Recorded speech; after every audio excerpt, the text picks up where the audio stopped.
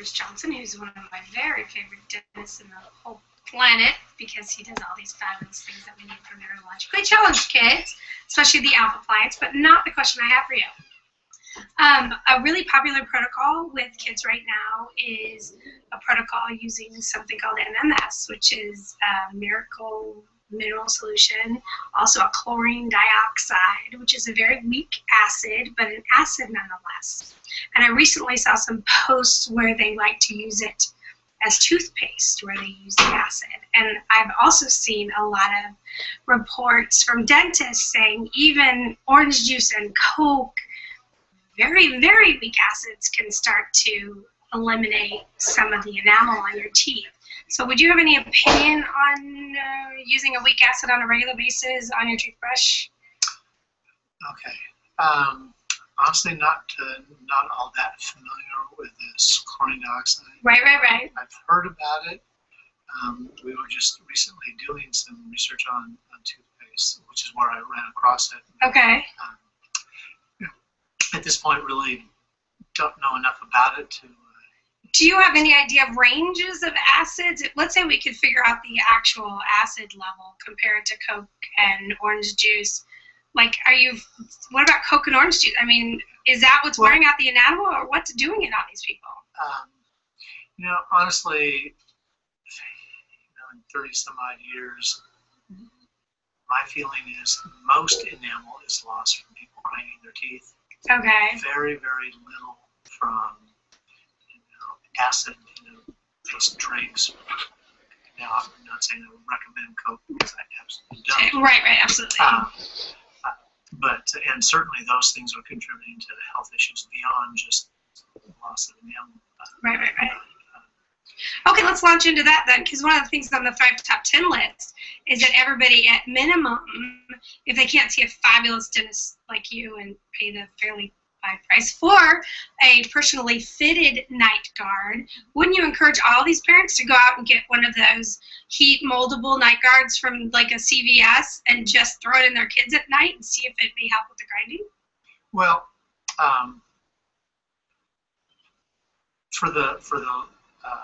for those unable to find the kind of help that is appropriate, and this is a big problem because everything I'm reading today still indicates that most dentists believe that bruxing is emotional. Bruxing is grinding your teeth, okay, and primarily in your sleep.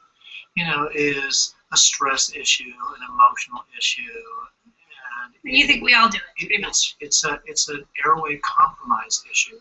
Okay. And most people in more developed countries like ours have that problem because the face is not developing the way it was genetically intended. Which goes back to like the Weston Price kind of research. Yes. So okay. If you go back to the Weston Price-based theories, which I think validate this a lot, and I see it all the time. I have kids come in, they're big-time grinders. I put them in an appliance that doesn't really treat their teeth per se, but treats their airway. We open the airway, get it functioning the way it was designed, and the grinding stops.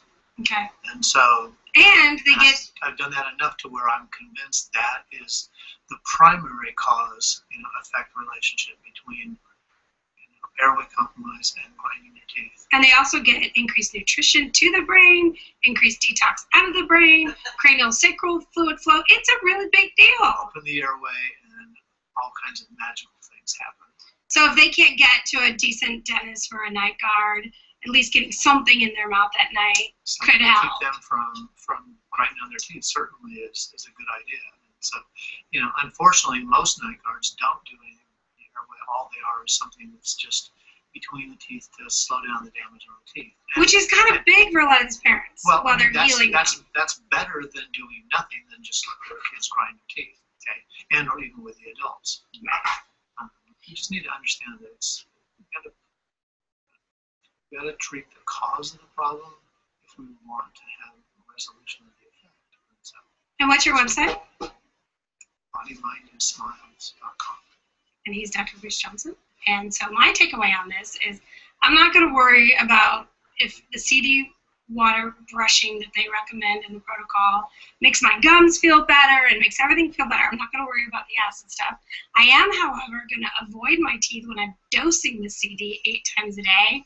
I'm going to, at minimum, get a mouth guard from CVS to put in my kid's mouth, assuming that they're grinding. I'm going to find myself a really fabulous biological dentist. What's the best association where we'd find some of you?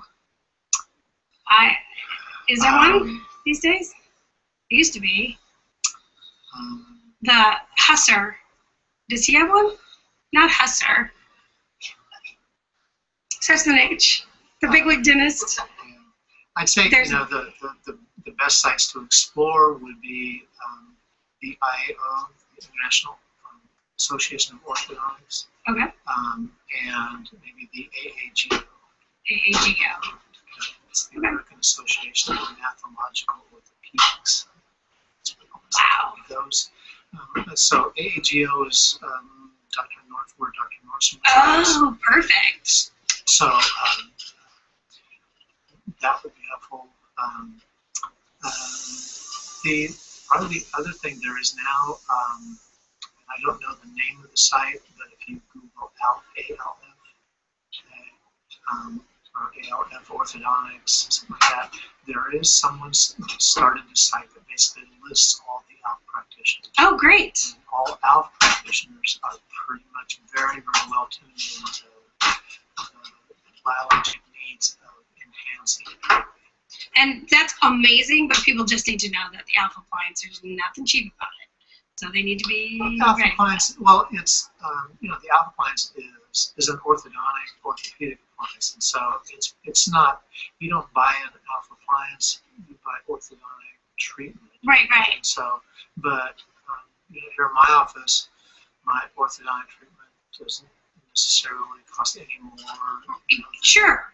And sometimes now that we're doing more integration with myofunctional therapy, frequently it costs less than traditional braces. We rarely ever use braces. So the next one we'll do is being called tongue tie. We'll do that at another time. But what we found with my daughter is she had perfectly straight teeth, but she had a wisdom tooth or a molar that was coming in crooked, and they wanted to pull it. We came here, and now she has all this space between her teeth, all this movement, all with the alpha blinds. So, okay, 2 seconds on tongue tie. No pressure. It's a significant issue, and the key to long-term health and stability is having all the muscles of the mouth working properly. If you're tongue-tied, they can't, and therefore, if you're tongue-tied and you go get braces, you will retain yours the rest of your life because they will never stabilize. So getting tongue ties and lip ties are important things to have evaluated. A good orthodontist is going to do that as part of this protocol, refer you to the appropriate surgeon if necessary for treatment. Well, they say surgeon, but it's like a little laser snip thing. Show us really quickly on your tongue what it is. Stick your tongue out. It's that thing right there. And see how his is way back? A lot of these kids can barely get their tongue up. Nice gold crown, by the way. Okay, anything else, Dr. Bruce Johnson? And Montrose. Thank you.